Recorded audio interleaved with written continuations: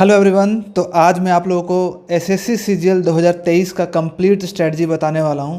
इसके लिए मैंने 6 महीने का प्लान बनाया है, कंप्लीट प्लान बनाया कि आपको कैसे पढ़ना है, क्या क्या चीज़ें करनी है, आपको अपना सिलेबस कैसे कंप्लीट करना है, टारगेट क्या रखना है, सभी चीज़ें मैंने कंप्लीट एक प्लान बना दिया है। अगर आप इसे फॉलो करते हो तो आपका ये सिलेक्शन ज़रूर होगा। ठीक है।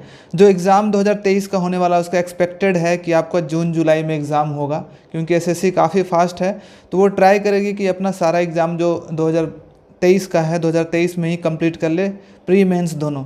तो जो प्री एग्ज़ाम होगा जून जुलाई के आसपास होगा और जो इसका नोटिफिकेशन जनवरी फरवरी तक आ जाना चाहिए। साथ में इस एग्ज़ाम को आप क्रैक करते हो तो आपको पता ही कौन कौन सी पोस्ट मिलती है, कितनी अच्छी पोस्ट मिलती है। ASO, ME, excise inspector, income tax inspector, auditor जैसे पोस्ट आपको मिलता है। ठीक है। तो ये वीडियो किन के लिए हेल्पफुल है? एक तो 2023 का जो प्रिपरेशन कर रहे हैं, आगे करेंगे, जस्ट ग्रेजुएट हुए हैं, और दूसरा उनके लिए जिनका 2022 का पेपर अच्छा नहीं गया है या फिर सीपीओ का पेपर अच्छा नहीं हुआ है और आगे का प्लान कर रहे हैं, तो उनके लिए ये वीडियो बहुत बेनिफिशियल है, आपको कंप्लीट ज़रूर देखना चाहिए। साथ में एक न्यू ईयर गिफ्ट भी है। इस वीडियो में आप सभी को 10 लोगों को मैं गिफ्ट दूंगा, न्यू ईयर गिफ्ट, जो कि काफ़ी आपके लिए हेल्पफुल होने वाला है। और ये जो गिफ्ट आपको पता चलेगा वीडियो के कहीं बीच में, मैं बताऊंगा कि इसके लिए गिफ्ट को पाने के लिए आपको क्या करना है। ठीक है। तो इसलिए ये वीडियो को आपको कंप्लीट देखना है और बहुत ही अच्छा से मैंने बनाया है, बहुत मेहनत करके बनाया है, तो इसको एक बार ज़रूर देखना। तो चलिए शुरू करते हैं। तो सबसे पहले तो आपको क्या करना है, किसी भी एग्ज़ाम के लिए सबसे पहले उसका हमको सिलेबस और उसका एग्ज़ाम पैटर्न को समझना पड़ता है। बहुत सारे लोग ऑलरेडी जानते होंगे, लेकिन जो एकदम न्यू है उनको क्या करना है कि एसएससी सीजीएल का जो सिलेबस है आपको यूट्यूब पे सर्च कर लेना है। यूट्यूब पे सर्च करोगे एसएससी सीजीएल सिलेबस, तो आपको मैथ, इंग्लिश, रीजनिंग, जीके में क्या क्या सिलेबस है आपको मिल जाएगा, या फिर गूगल पे भी सर्च करोगे तो आपको उसका सिलेबस पूरा निकल के आ जाएगा। ठीक है। तो पहले आपको ये समझना है कि क्या क्या चीज़ें आती है। मैथ, इंग्लिश, रीजनिंग, जीके ही आते हैं, उसमें क्या क्या चीज़ें आती हैं। अब उसका एग्ज़ाम पैटर्न को भी समझना है कि एसएससी सीजीएल में पैटर्न क्या है। पहले कुछ और पैटर्न था, बट अब एसएससी सीजीएल का पैटर्न चेंज हो गया है। मैं बता देता हूँ थोड़ा सा एक कि इसमें प्रीलिम्स एग्ज़ाम होता है, पहला टियर 1 इसको बोलते हैं, और उसके बाद मेंस होता है। ठीक है। प्रीलिम्स में आपका 200 मार्क्स का क्वेश्चन आता है, 50 नंबर का मैथ्स होता है, 50 नंबर इंग्लिश, 50 नंबर रीजनिंग और 50 नंबर जीके और करंट अफेयर्स भी होता है। ओके, 200 मार्क्स का होता है। लेकिन ये जो होता है क्वालिफाइंग अब कर दिया गया है, इसका मार्क्स नहीं जुड़ता है, इसमें आपको कट ऑफ क्रॉस करना होता है।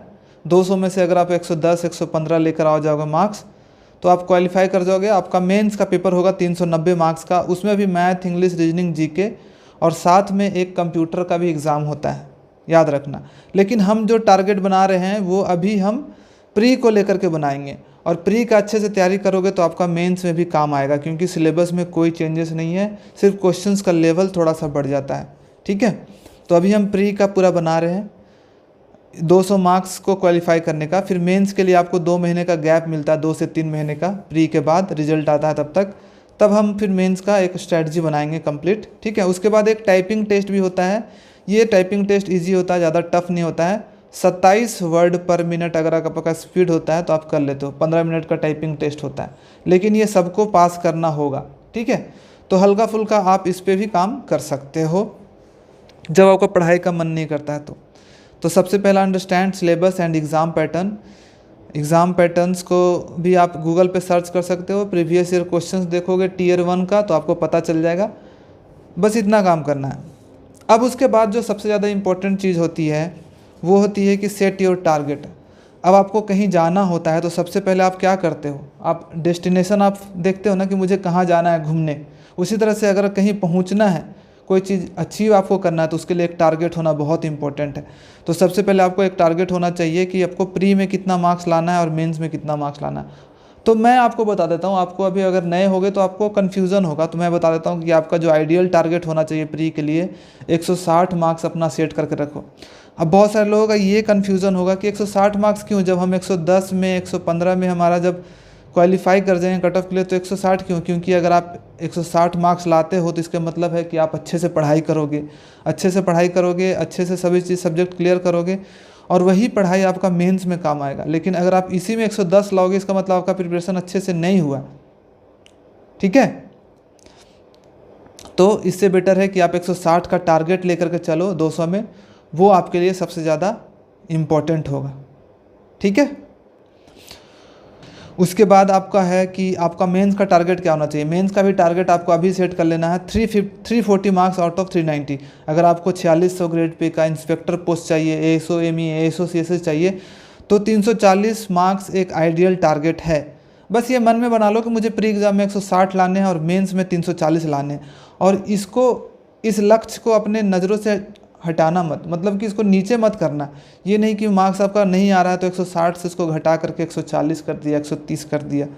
ठीक है, आपको 160 तो 160 लास्ट तक फाइट करना है। नहीं हुआ कोई बात नहीं, लेकिन टारगेट अपना नीचे नहीं करना है, अपने एफर्ट को इम्प्रूव करना है। उसी तरह से मेंस के लिए 340 मार्क्स का टारगेट करना है। अब जब 340 तभी पहुंच सकते हो जब 160 150 के आसपास आपका प्री में मार्क्स आएगा। और साथ में आपको एक डिसाइड कर लेना है कि आपका फेवरेट पोस्ट क्या है। आप कौन सा वैसा पोस्ट है जिसमें आपको अच्छा लगेगा, जो आप बन जाओगे तो आपको काफ़ी प्राउड फील होगा। और आपको अपने मन में ये बना लेना है कि आई एम आपका जो भी फेवरेट पोस्ट है। मान लो एएसओ एमईए बनना चाहते हो तो असिस्टेंट सेक्शन ऑफिसर एमईए लिख लो और उसके लिए मेहनत करो। ठीक है। इनकम टैक्स इंस्पेक्टर बनना है तो I am income tax inspector आप लिख सकते हो यहाँ पे। अब आपका टारगेट सेट हो गया कि आपका टारगेट क्या होगा। अब हम चलते हैं कि उसके बाद क्या इंपॉर्टेंट होती है। अब तो हमने उसके बारे में जान भी लिया, अपना टारगेट भी सेट कर लिया कि मुझे ये पोस्ट चाहिए, इतने मार्क्स चाहिए। अब आगे क्या करना है, तो आपको अब सबसे पहला काम जो करना होता है, complete your syllabus and notes copy. जब तक आप अपना सिलेबस कंप्लीट नहीं करोगे ना, आपको कभी भी कॉन्फिडेंस नहीं आएगा। आप इधर उधर से पढ़ करके, इधर उधर से जुगाड़ करके, जैसे तैसे पीडीएफ वगैरह से पढ़ करके कभी भी एग्ज़ाम को क्वालिफाई नहीं कर सकते, नहीं हो पाएगा ये। उसके लिए आपको अपना नोट्स कॉपी, सिलेबस और नोट्स कॉपी प्रिपेयर करना ही पड़ेगा। अब ये कहाँ से करोगे, आपको ज्वाइन करना है एनी कोचिंग। आप कोई भी कोचिंग ज्वाइन कर सकते हो, ऑनलाइन हो या फिर ऑफलाइन हो। अगर आप एक सिटी में रहते हो, ठीक है, अगर आप मान लो दिल्ली जैसे सिटी, जयपुर जैसे सिटी में रहते हो, तो वहाँ पे आपको अच्छे कोचिंग्स ऑफलाइन कोचिंग मिल जाएंगे। आपको पता होगा कि कौन सा यहाँ का बेस्ट कोचिंग है, कहाँ पे रिजल्ट आते हैं। आप वहाँ पे जाओ, डेमो क्लासेस लो और उस कोचिंग को ज्वाइन कर लो चुपचाप आँख बंद करके। ठीक है।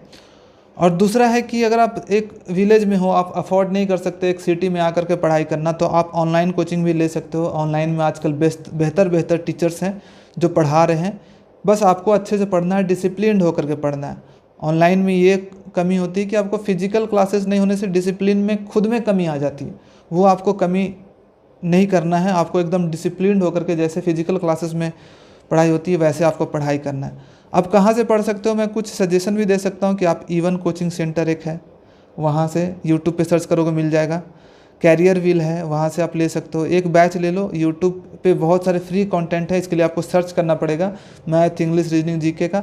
आप डिसाइड कर लो और वहीं से अपना धीरे धीरे करके कोचिंग कर करके अपना नोट्स कॉपी बना लो।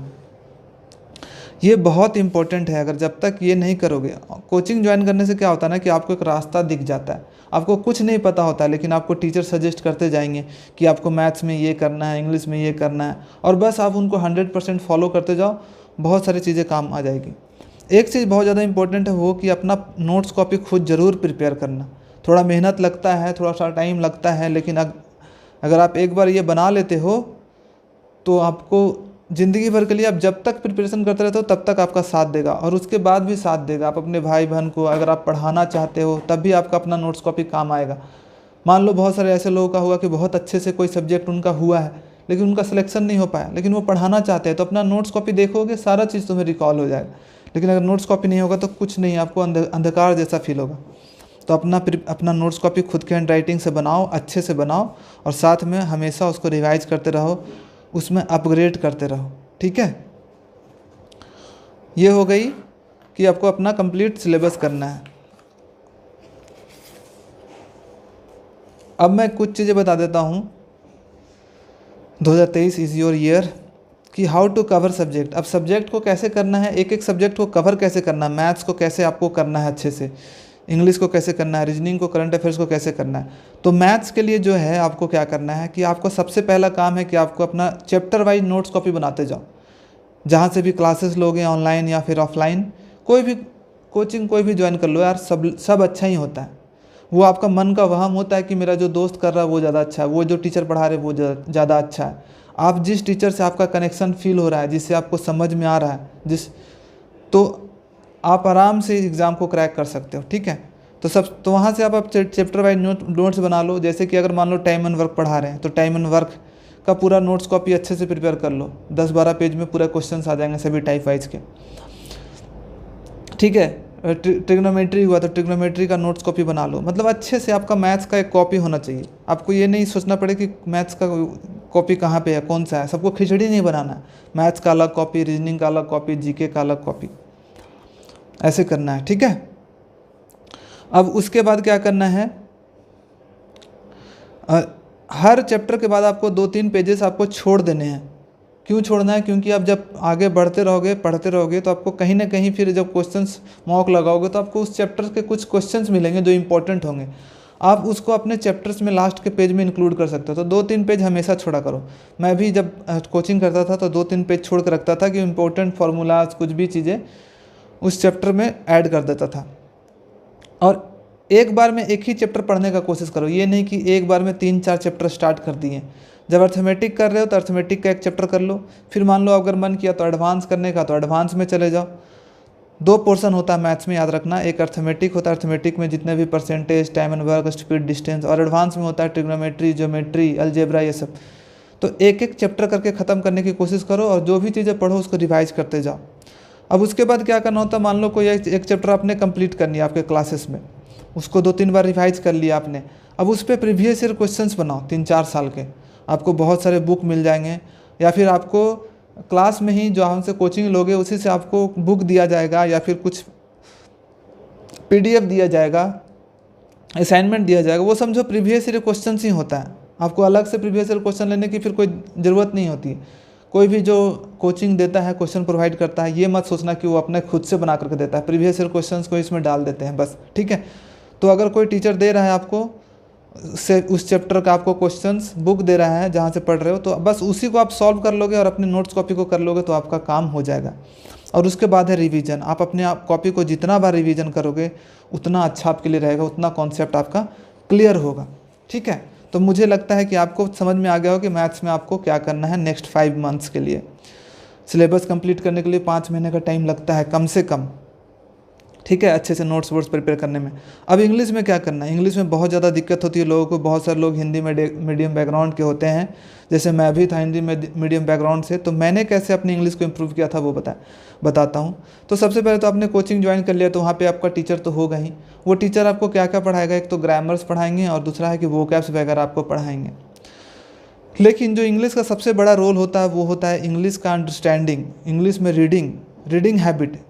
तो आपको क्या करना है, इंग्लिश में अंडरस्टैंडिंग बनाने के लिए 2-3 घंटे आपको फिक्स कर लेना है। अगर आपको लगता है कि मेरा इंग्लिश वीक है ना, तो 2-3 घंटे कोई एक टाइम पे फिक्स कर लेना है कि ये टाइम मेरा सिर्फ इंग्लिश को जाएगा, पर्टिकुलर टाइम।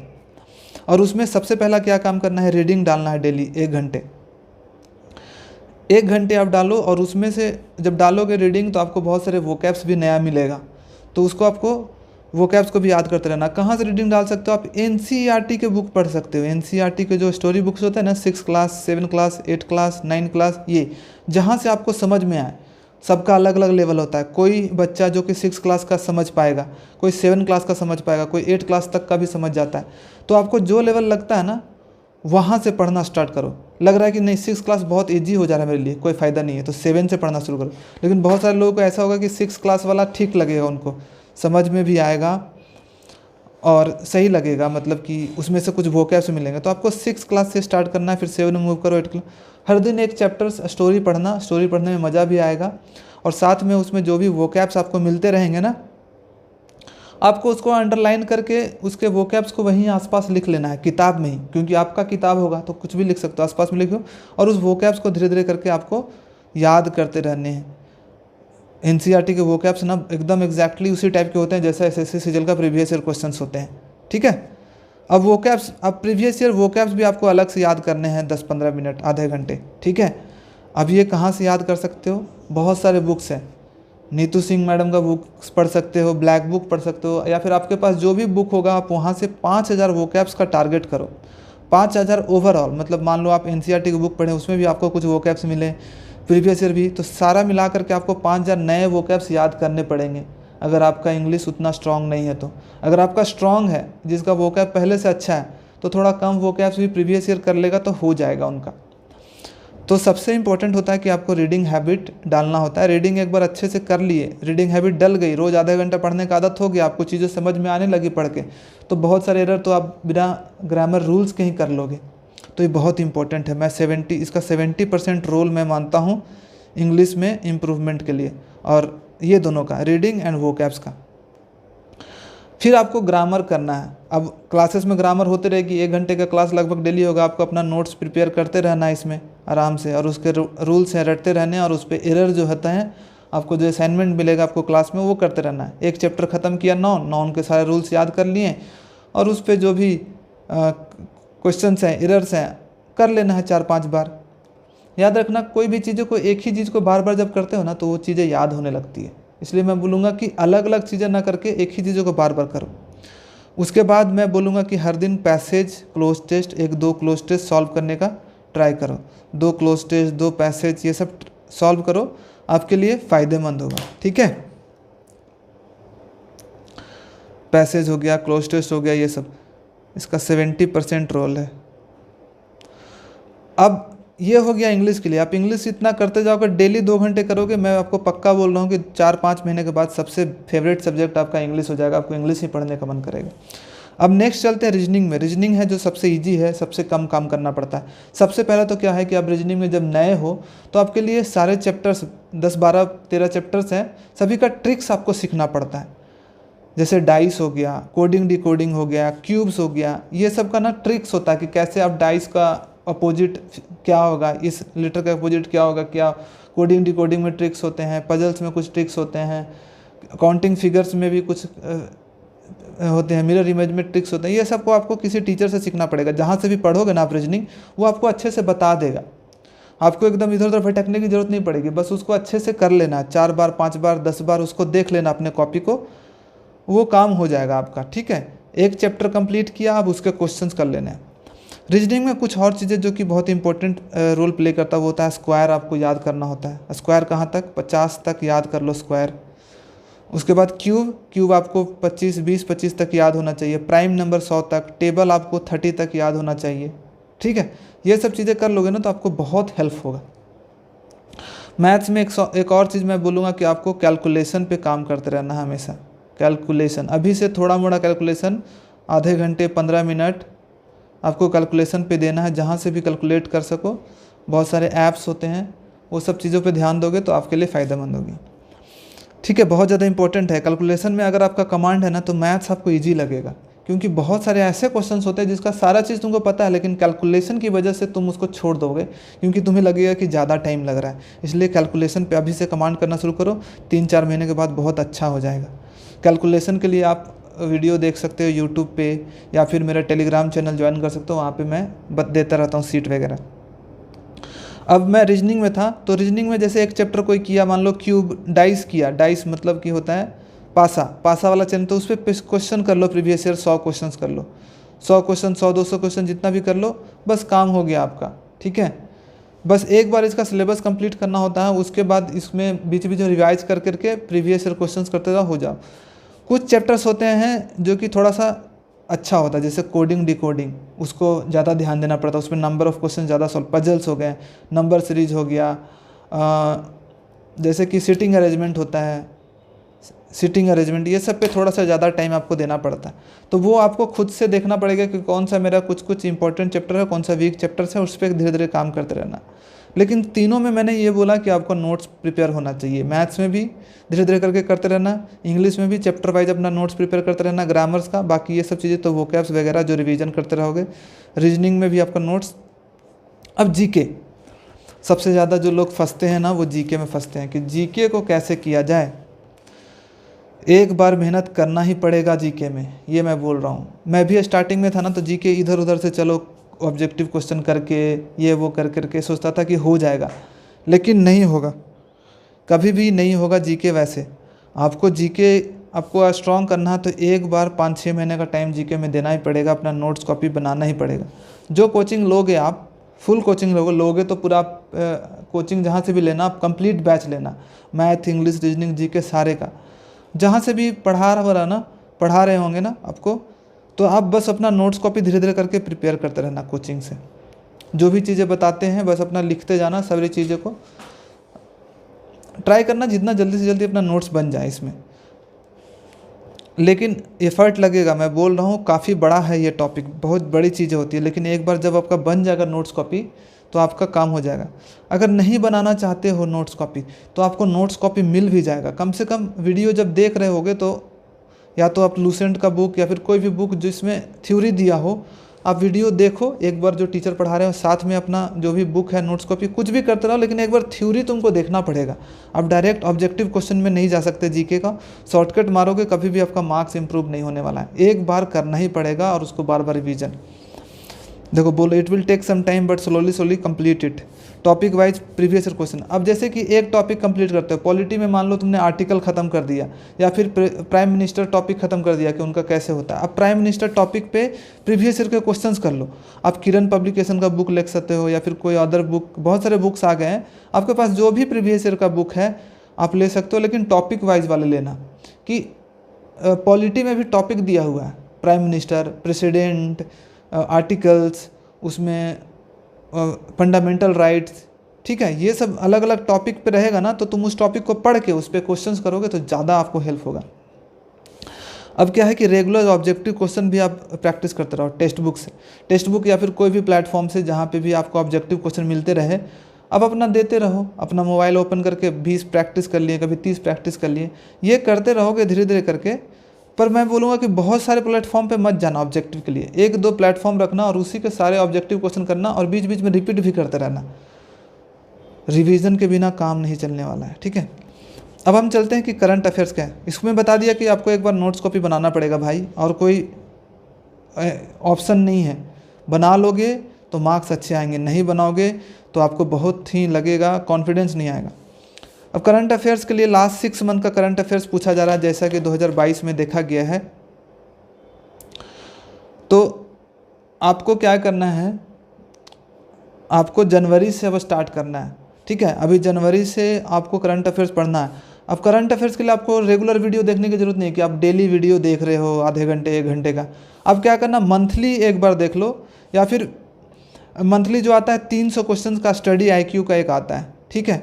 आप सर्च करोगे, थोड़ा सा आपको मेहनत करना पड़ेगा, स्टडी IQ एक चैनल है यूट्यूब, वहाँ पे जाओगे तो आपको मंथली 300 इंपॉर्टेंट करंट अफेयर्स के क्वेश्चन मिलेंगे। आपको बस वही कर लेना, उसका PDF डाउनलोड करके उसको 3-4 बार रिवाइज कर जाना है।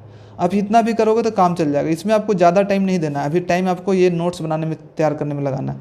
इसमें है कि आपको वीकली एक बार देख लिए वीडियो, ठीक है, या फिर 2 घंटे का टाइम दे करके, वीक में 2 घंटे का टाइम दे करके आपको ये करते रहना लास्ट 6 मंथ का। तो जनवरी से स्टार्ट करो मंथली वाइज और आगे बढ़ते जाओ। ये हो गया। अब कुछ और चीज़ें जो कि इम्पोर्टेंट है, काफ़ी लंबा वीडियो हो रहा है पर इम्पोर्टेंट है। उसके बाद है रिवीजन। अब आपका सब चीज़ें कंप्लीट हो गई, लेकिन कुछ कुछ चीज़ें जो कि आपको बहुत ध्यान देने वाली है, जो लोग नहीं करते, जिसके कारण सिलेक्शन नहीं होता, वो होता है रिवीजन की कमी। आप रिवीजन नहीं करोगे तो कभी भी आपका सिलेक्शन नहीं होने वाला। आपको डेली रिवीजन करना पड़ेगा। जो भी आप पढ़ो, अगले दिन जब आप नया चीज़ पढ़ने जाते हो, कोई चीज़ आगे पढ़ने जाते हो, तो पीछे वाला बस एक बार एक नज़र देख लो अपने कॉपी को। बस मान लो एक आपका कॉपी है, कुछ भी ये बुक पढ़ा हुआ है, तो एक बार पीछे पलट करके देख लो कि हाँ क्या चीज़ें हैं, अच्छा क्या क्या पढ़ा था, कुछ कुछ चीज़ें अंडरलाइन किए होंगे, बस एक बार पलट के देख लो, ठीक है। तो इससे थोड़ा सा रिकॉल हो जाता है चीज़ें।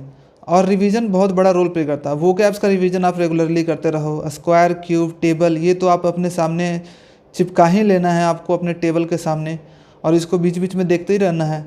ये तो बहुत इंपॉर्टेंट होता है।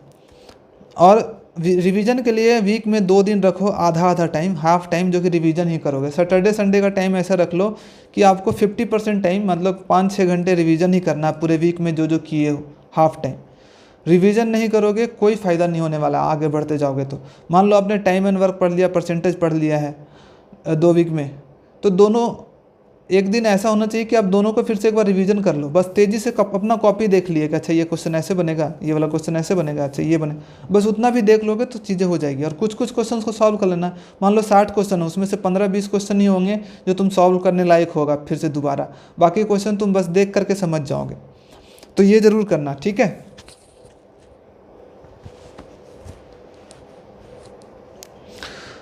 अब चलते हैं कि मॉक टेस्ट। अब मॉक टेस्ट भी इम्पोर्टेंट है, मॉक टेस्ट नहीं दोगे तो काम नहीं होगा। 150 मॉक टेस्ट आपको एग्ज़ाम से पहले दे देने हैं, यानी कि 6 महीने में 150 मॉक टेस्ट, ठीक है। 180 दिन में 150 मॉक टेस्ट कैसे पॉसिबल है? पॉसिबल है, एकदम पॉसिबल है। आपको क्या करना है, मॉक टेस्ट कब से लगाना शुरू करना है, ये बहुत सारे लोगों का क्वेश्चन होता है। मॉक टेस्ट ना अभी से ही लगाना शुरू कर दो, जब प्रिपरेशन स्टार्ट करते हो तभी से। अभी आपको वीकली एक लगाना है, वीक में एक दिन मॉक लगा लो और पूरे वीक उसको अच्छे से एनालिसिस किया करो कि हाँ। और मैं बोलूँगा कि अगर आप नया नया प्रिपरेशन कर रहे हो तो आप जो मॉक है ना, प्रीवियस ईयर का बुक ले लो, प्रीवियस ईयर जो मॉक एग्ज़ाम में पेपर हैं उसका बुक ले लो और आप बुक से करो 2 घंटे, क्योंकि आपको 1 घंटे में पेपर आपका कंप्लीट नहीं होगा, तो आपका 1.5 घंटे में भी अगर वो कंप्लीट होता है धीरे धीरे तो कंप्लीट करो। ऑनलाइन जाने की जरूरत नहीं है। ऑनलाइन आप जब 20-30 मॉक टेस्ट आप लगा लोगे फिजिकल पेपर पे, तब ऑनलाइन में जाना।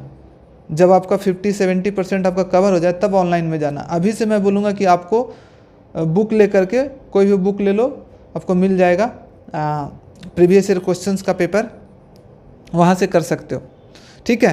थोड़ा सा ज़्यादा ही टाइम लगा लो, मान लो 1 घंटे का पेपर होता है तो 1.25 घंटा लगा लो, 1 घंटा 30 मिनट लगा लो, लेकिन पूरा क्वेश्चन पढ़ने की कोशिश करो। फ़ायदा बहुत सारी चीज़ें होती है स्टार्टिंग से मॉक टेस्ट लगाने का। अपना जो आपका थोड़ा मोड़ा इंटेलिजेंस है उससे भी कुछ क्वेश्चन बन जाते हैं। आप क्वेश्चन पढ़ते हो तो आपको पैटर्न पता चलता है कि हाँ एसएससी में किस टाइप के क्वेश्चन पूछे जाते हैं। और बाकी आगे आपसे कनेक्ट होती है चीज़ें। जब आप पहले पढ़े होते हो क्वेश्चंस को, बाद में वही सब चैप्टर फिर से वापस आगे पढ़ते हो तो आपको कहीं ना कहीं रिकॉल होता है, अरे ये सब क्वेश्चन तो मॉक्स में आता था, मैं छोड़ देता था, ये तो इतना ईजी है। तो स्टार्ट मॉक टेस्ट अभी से ही देना शुरू कर दो। नहीं लगेगा, मन नहीं करेगा, लेकिन फिर भी मॉक 1 वीक में दो ना तुम, जितना भी हो सके। और मॉक का एनालिसिस करा करो। मॉक दिया और उसको सोचो कि 7 दिन में इसको धीरे धीरे करके देख लेंगे कैसे कैसे सॉल्व होता है। और जब आपका मॉक टेस्ट अच्छा से सिलेबस आपका कंप्लीट होने लगे ना, जैसे कि आपका 50% सिलेबस कंप्लीट हो गया तो मॉक अब वीक में 2 देना लगो। जब 70% हो गया तो वीक में 3 मॉक लगाना। जब 100% हो गया तो डेली 1 मॉक टेस्ट। जब आपका पूरा सिलेबस कंप्लीट हो गया, रिवीजन कर रहे हो तो daily 2 mock test, 3 mock test, ऐसे लगाना शुरू करो, ठीक है। तो मॉक टेस्ट मतलब कि आपको एक्सेलरेट करना है उसको धीरे धीरे करके।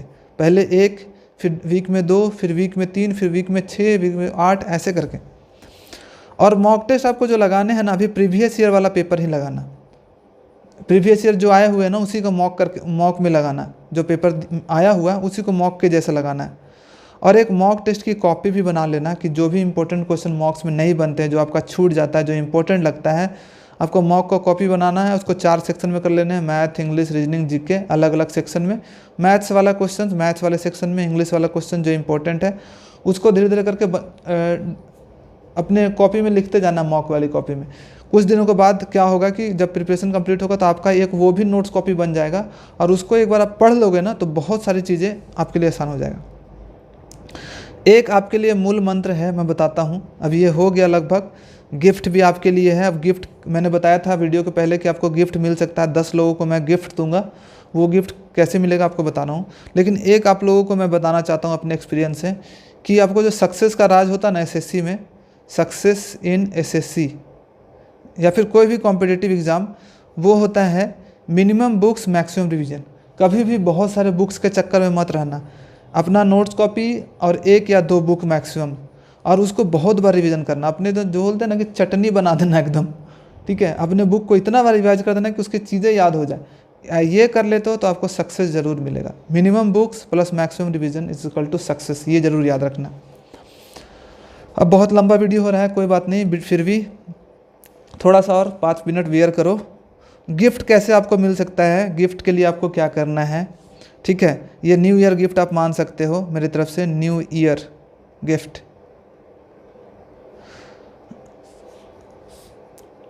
तीन टास्क आपको करने हैं। सबसे पहले तो मेरा चैनल को सब्सक्राइब कर देना, थोड़ा मोटिवेशन मिले, लाइक कर देना इस वीडियो को। इस वीडियो में जब 5K लाइक्स हो जाएंगे तभी मैं अनाउंस करूँगा विनर्स को, ठीक है। तो आप लाइक कर देना। दूसरा है कि कमेंट योर फेवरेट पोस्ट, अगर आपका फेवरेट पोस्ट कौन सा है आपको कमेंट में करना है कि आपका फेवरेट पोस्ट क्यों है, क्या है।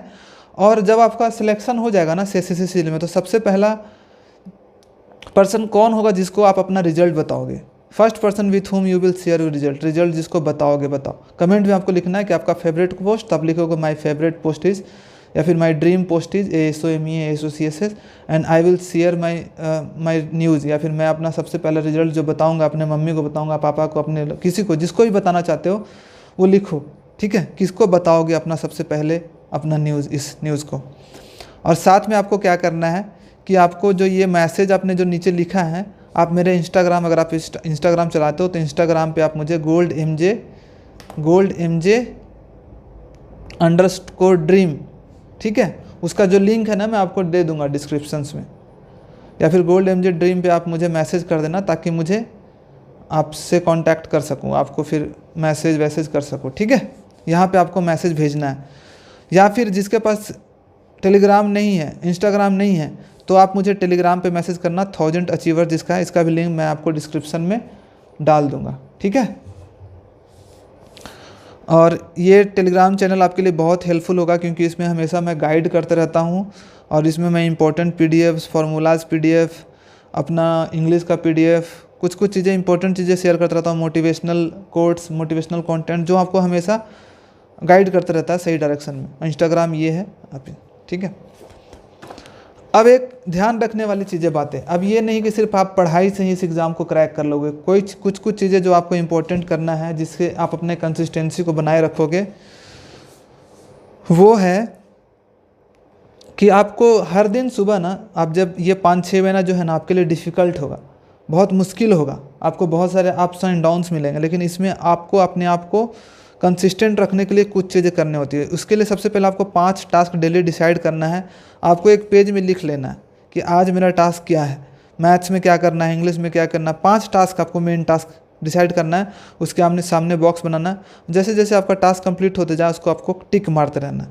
और ये जो आपका जो लिस्ट होगा ना आपके टेबल पे ही रखा होना चाहिए। यहाँ पे ऐसे रख दिया कि मेरा आज 5 टास्क क्या है और उसको आपको कंप्लीट करना है।